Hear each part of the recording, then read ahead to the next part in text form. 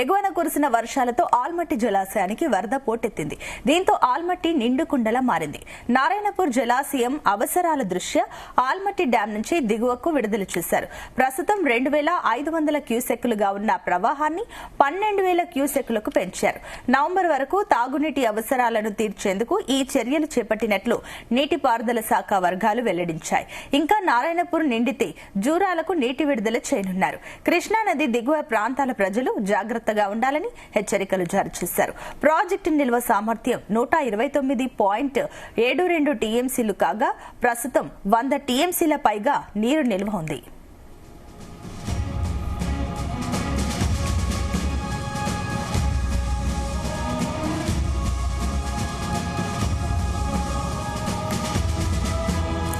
ఇదే అంశానికి సంబంధించి మరిన్ని డీటెయిల్స్ మా కరెస్పాండెంట్ జానయ్య అందిస్తారు. Janayya, good morning. Good morning Sunitha.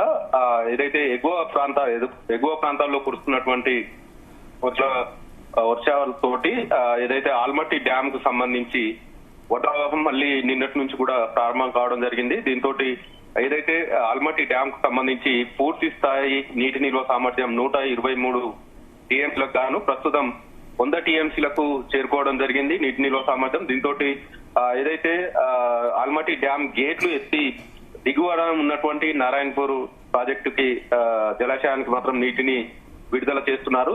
ప్రస్తుతం ఏదైతే 5,000 క్యూసెక్లను మొదటగా విడుదల చేసినటువంటి ప్రాజెక్టు అధికారులు తర్వాత దాన్ని 12,500 క్యూసెక్ల వరకు కూడా పొడిగించడం జరిగింది. ఎగువ ప్రాంతం నుంచి మరింత వరద ప్రవాహం పెరిగితే మాత్రం ఆల్మట్టి డ్యామ్ నుంచి ఎక్కువ క్యూసెక్ల వరద ప్రవాహం దిగువకు విడుదల చేసే అవకాశం ఉన్నట్టుగా కూడా తెలుస్తోంది. గత వారంలో 6 రోజుల పాటు ఆల్మట్టి డ్యామ్ కి వరద ప్రవాహం రావడం జరిగింది. దాదాపుగా ఏదైతే 60 టీఎంసీలకు పైగా కూడా వరద ప్రవాహం ఆల్మట్టి జలాశయానికి చేరుకోవడం జరిగింది. 1,00,000 క్యూసెక్లకు పైగా ఆ వారంలో మాత్రం వరద ప్రవాహం రావడం, ప్రస్తుతం అయితే 60,000 క్యూసెక్ల వరకు కూడా వరద ప్రవాహం ఆల్మట్టి డ్యామ్ కు వస్తుండటంతో ఆల్మట్టి డ్యామ్ కు సంబంధించి మరిన్ని గేట్లు ఎత్తి దిగువకు నారాయణపూర్ ప్రాజెక్టుకు అయితే నీటిని విడుదల చేసే అవకాశం కనిపిస్తుంది. పశ్చిమ కనుమల్లో కురుస్తున్నటువంటి వర్షాల నేపథ్యంలో ఇటు ఆల్మట్టి డ్యామ్ కి అయితే వరద ప్రవాహం అయితే కొనసాగుతుంది.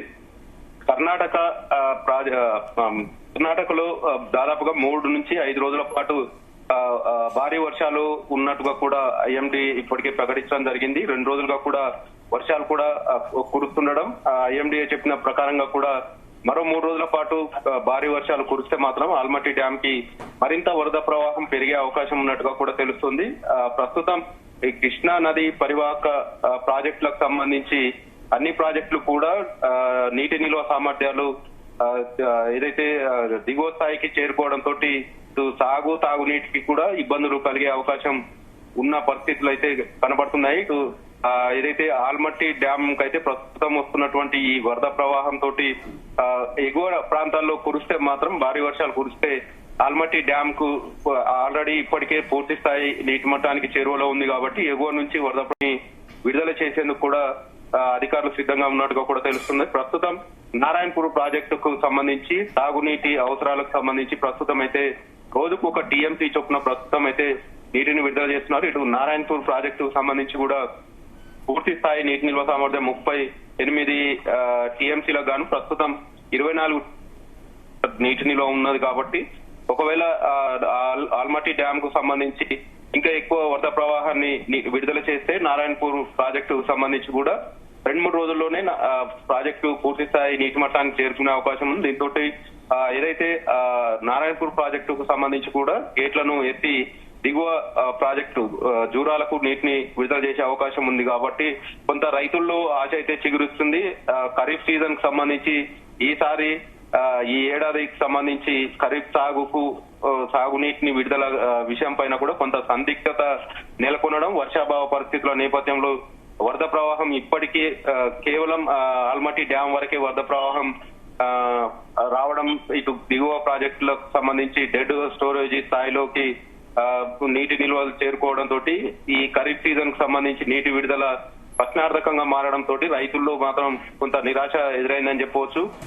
శ్రీశైలం నుంచి శ్రీశైలం ప్రాజెక్టు కావచ్చు, ఇటు నాగార్జున సాగర్ 2 ప్రాజెక్టులకు సంబంధించి కూడా పూర్తి స్థాయి నీటి నిల్వల కంటే సగానికంటే తక్కువగా డెడ్ స్టోరేజ్ స్థాయిలో ఉన్నాయి కాబట్టి ఎక్కువ వరద ప్రవాహం ఎగువ నుంచి వస్తే తప్ప ఈ ప్రాజెక్టులు నిండే అవకాశం లేదు కాబట్టి సాగర్ ప్రాజెక్టుకు సంబంధించి రెండు తెలుగు రాష్ట్రాలకు జల వరప్రదానిగా ఉన్నటువంటి ఈ ప్రాజెక్టుకు సంబంధించి లక్షల ఎకరాల సాగునీటిని ఈ ప్రాజెక్టు నుంచే విడుదల చేస్తారు కాబట్టి ఈ ఖరీఫ్ సీజన్ కు సంబంధించి అయితే ఇప్పుడు కొంత ప్రశ్నార్థకంగా మారింది.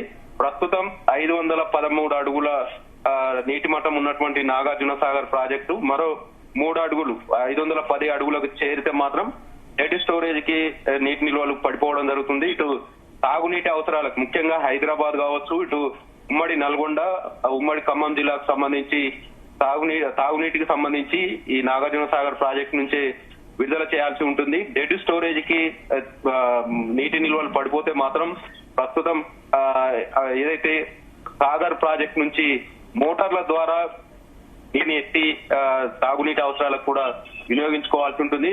ఆ సమయంలో మాత్రం ఎక్కువగా ఆ నీటి ప్రవాహం లేకపోవడంతో ఇబ్బందులు కలిగే అవకాశం ఉంది. ఇలాగే కొనసాగితే ముందు కూడా తాగునీటి అవసరాలకే తీవ్ర ఇబ్బందులు ఎదురయ్యే అవకాశం ఉంది. కాబట్టి వరద ప్రవాహం ఎగువ నుంచి ఎప్పుడు వస్తుందనేది ఆశగా మాత్రం ఇటు రైతన్నలతో పాటు ప్రజలు కూడా ఎదురు చూస్తున్న పరిస్థితి కనబడుతుంది. మొత్తానికి ఆల్మట్టి డ్యామ్ కు సంబంధించి ఎప్పుడైనా కానీ జూన్ నెలలోనే వర్షాలు కురుస్తాయి కాబట్టి వరద ప్రవాహం జూన్ నెలలోనే మొదలవుతుంది. జూన్ నెలలో వర్షాభావ పరిస్థితులు ఇటు ఎల్నినో ప్రభావంతో వర్షాలు కురవకపోవడంతో వరద ప్రవాహం రాకపోవడం, కేవలం జూలై నెలలో మాత్రమే కొంత ఆల్మట్టి డ్యామ్ కు సంబంధించి కొంత వరద వచ్చిన నేపథ్యంలో ఈ జూలై ఆగస్టు ఈ 2 మాసాలకు సంబంధించి భారీ వర్షాలు కురిస్తే తప్ప దిగువన ఉన్నటువంటి శ్రీశైలం, నాగార్జున సాగర్ ప్రాజెక్టులకు మాత్రం వరద ప్రవాహం వచ్చే అవకాశం మాత్రం కనపడడం లేదు. ప్రస్తుతం ఆల్మట్టి డ్యామ్ కు సంబంధించి 100 టీఎంసీల నీటి సామర్థ్యం ఉన్న నేపథ్యంలో ప్రస్తుతం అయితే నారాయణపూర్ ప్రాజెక్టుకు అయితే 12,500 క్యూసెక్ల నీటిని విడుదల చేస్తున్నారు. ఎగువ నుంచి వరద ప్రవాహం పెరిగితే మాత్రం మరింత నీటిని విడుదల చేసే అవకాశం ఉంది. దీంతో ఏదైతే నారాయణపూర్ గేట్లను కూడా ఎత్తి జూరాల ప్రాజెక్టు కూడా నీటిని విడుదల చేసే అవకాశం అయితే కనపడుతుంది. Sunitha, right, thank you Janaiah.